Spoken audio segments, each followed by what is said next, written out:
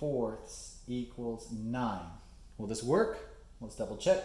4 goes into 12 3 times. 3 times 3 is 9. Yeah, perfect. So that means that this common ratio is correct for B, 1B. Okay, notice how I did that. That was the first time I used algebra to solve it. I just wanted to make sure that's nice and clear. Let me scooch this. There we go.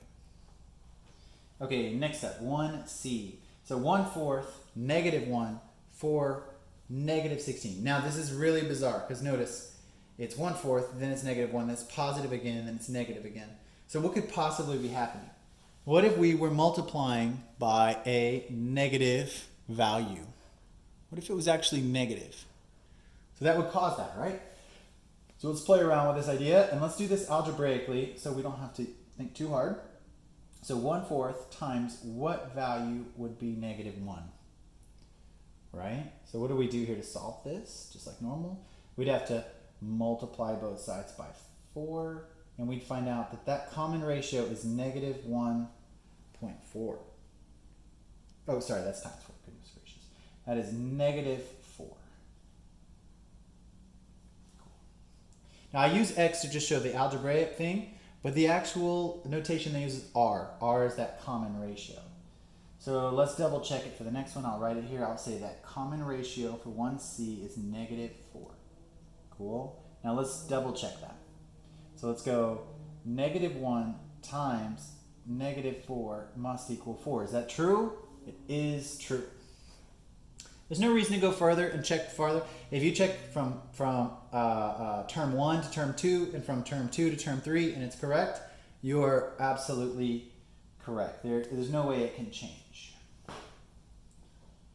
All right, that was question number 1.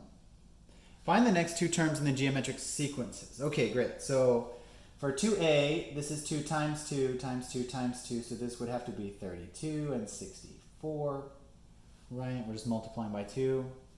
This one is dividing by 2 or times by 1/2, right? So half, half, half. What's half of 100? 50, 25. Okay, this one's getting a little bit harder. So 4, then going to -12. So what do we do there? We multiplied by a -3. Doesn't that make sense? Can you see that? So a -3 would give us -12, and then -12 times -3 would give us a positive 36. And we need to go 36 times by -3. Use your calculator in case you're not a big fan of mental math. So 36 times -3. Good, -108. And then of course, -108 times a -3 again is positive 324. So again, we're just using those patterns to keep it going. So let me come back just to be extra clear. So this common ratio was positive 2. This common ratio was 1/2. And this ratio right here is -3. Cool, what's the very last one?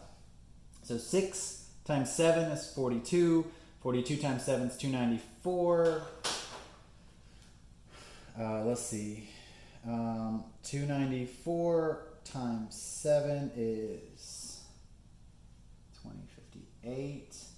And 2058 times 7 is 1,400.